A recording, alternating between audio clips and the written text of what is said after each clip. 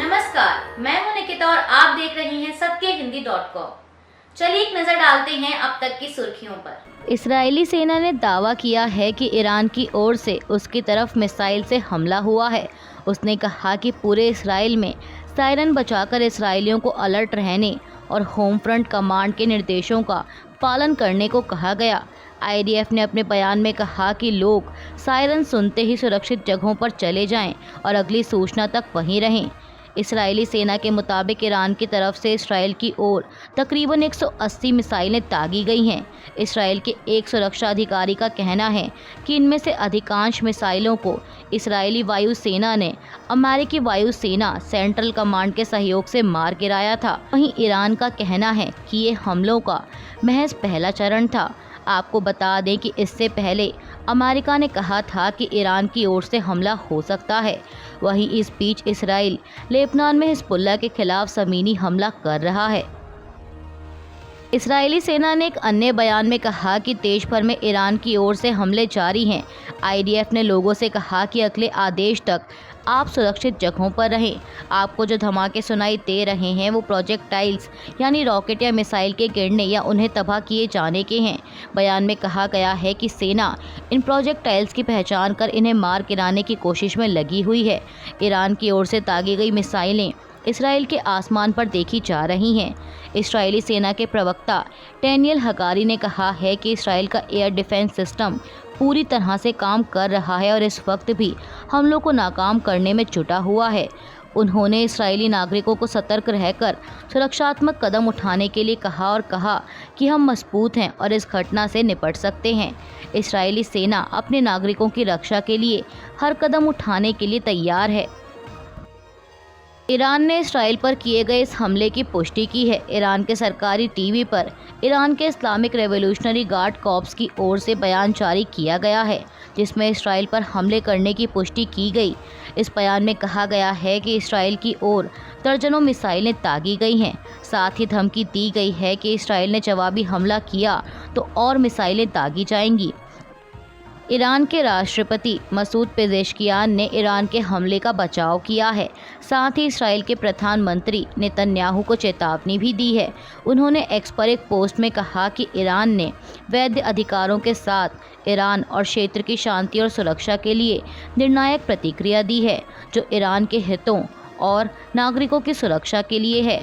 Benjamin Netanyahu को संबोधित करते हुए उन्होंने लिखा कि इसराइल के प्रधानमंत्री को ये जानना चाहिए कि ईरान युद्ध का पक्षधर नहीं है, लेकिन किसी भी खतरे के खिलाफ मजबूती से खड़ा रहेगा।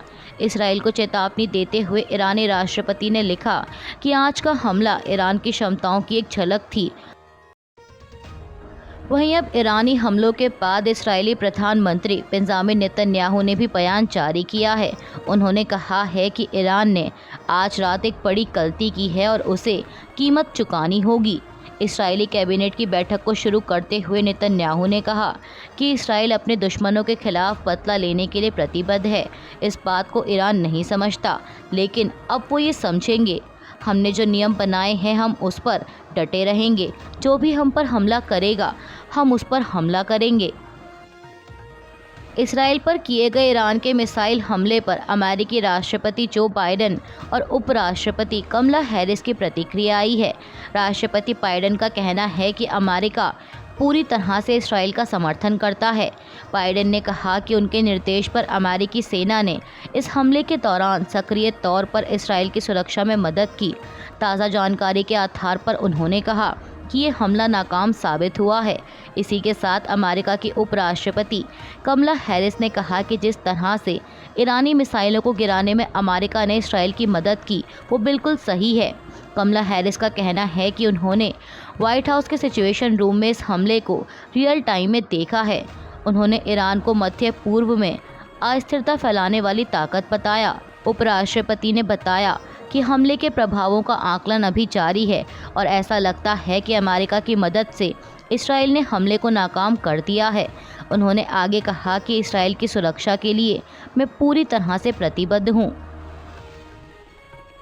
इसराइल पर ईरान के मिसाइल हमलों के बाद ईरान की राजधानी तेहरान की सड़कों पर लोगों को जश्न मनाते देखा गया है।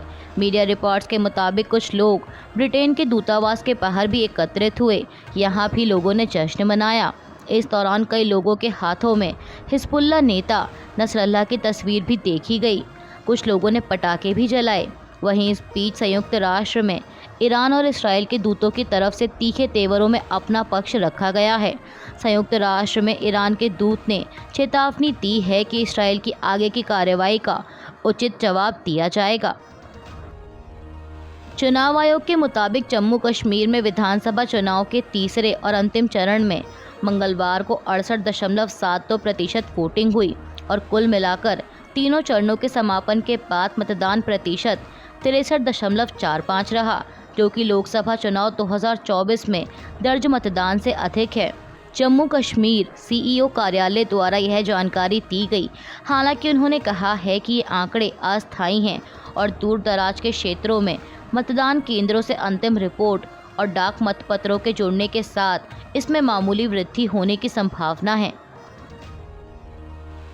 पूर्व मंत्री और सुरनकोट से भाजपा उम्मीदवार मुश्ताक अहमद शाह बुखारी का बुधवार को जम्मू कश्मीर के पुंछ जिले में उनके आवास पर निधन हो गया। पार्टी नेताओं द्वारा यह जानकारी दी गई। भाजपा के एक नेता ने बताया कि बुखारी कुछ समय से बीमार थे और सुबह 7 बजे उन्हें दिल का दौरा पड़ा, जिससे उनकी मृत्यु हो गई। पीटीआई की एक रिपोर्ट के मुताबिक वह 75 वर्ष के थे और उनके परिवार में पत्नी, 2 बेटियां और एक बेटा है।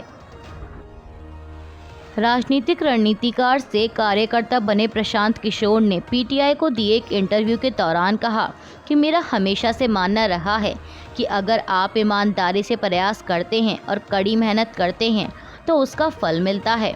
इसीलिए अगर उन्होंने यानी राहुल गांधी ने पिछले 2 साल में प्रयास किए हैं तो इसका फ़ायदा उन्हें ज़रूर मिला होगा। 2024 के चुनाव के नतीजों के बाद अब यह साफ है कि कांग्रेस कार्यकर्ताओं और नेताओं ने उन्हें अपना नेता स्वीकार कर लिया है। जब इंदिरा गांधी सत्ता से बाहर हुई तो उनके पास 154 सांसद थे और राहुल गांधी की सबसे बड़ी जीत में यानी 2024 के लोकसभा चुनाव में उनके पास 99 सांसद थे। इससे पता चलता है कि देश को उन्हें नेता के रूप में स्वीकार करने में अभी कुछ समय है। हरियाणा सरकार ने डेरा सच्चा सौदा प्रमुख गुरमीत राम रहीम सिंह को 20 दिन की पैरोल दे दी है। आज सुबह 6 बजे राम रहीम को भारी सुरक्षा के बीच जेल से बाहर निकाला गया। मीडिया रिपोर्ट्स के मुताबिक गुरमीत राम रहीम ने 5 अक्टूबर को होने वाले हरियाणा विधानसभा चुनाव से पहले 20 दिन की पैरोल देने की अर्जी दी थी। पैरोल की शर्तों के अनुसार डेरा प्रमुख किसी भी चुनाव संबंधी गतिविधि में भाग नहीं लेगा और इस अवधि के दौरान हरियाणा से बाहर रहेगा। इसके अलावा दोषी की आवाजाही पर कड़ी नज़र रखी जाएगी और यह सुनिश्चित किया जाएगा कि वह चुनाव संबंधी किसी गतिविधि में शामिल ना हो। गौरतलब है कि कोर्ट ने राम रहीम को 2017 में अपनी 2 शिष्याओं के साथ बलात्कार का दोषी करार देते हुए 20 साल कारावास की सज़ा सुनाई थी। डेरा प्रमुख और 3 अन्य को 16 साल से अधिक समय पहले एक पत्रकार की हत्या के लिए भी 2019 में दोषी ठहराया गया था। बाबर आजम ने सोशल मीडिया पर जानकारी दी कि उन्होंने पाकिस्तान क्रिकेट टीम की कप्तानी से इस्तीफा दे दिया है। उन्होंने पोस्ट में लिखा, फैंस, मैं आज आपके साथ एक खबर साझा कर रहा हूं। मैंने पाकिस्तान पुरुष क्रिकेट टीम की कप्तानी से इस्तीफा देने का फैसला किया है। उन्होंने लिखा कि टीम का नेतृत्व करना सम्मान की बात है, लेकिन अब मेरे लिए पद छोड़ने और अपने खेल पर ध्यान केंद्रित करने का वक्त आ गया है। आजम ने अपनी परफॉर्मेंस को प्राथमिकता देने की बात कही। साथ ही उन्होंने लिखा कि अब परिवार के साथ वक्त बिताएंगे। उन्होंने लिखा कि मैं आपके समर्थन और मुझ पर विश्वास करने के लिए आपका आभारी हूँ। आपका उत्साह मेरे लिए मायने रखता है। हमने साथ मिलकर जो हासिल किया उस पर मुझे गर्व है और एक खिलाड़ी के रूप में टीम में योगदान जारी रखने को लेकर उत्साहित हूँ। अभी के लिए बस इतना ही। बाकी की खबरों के लिए जुड़े रहिए सत्यहिंदी.com के साथ।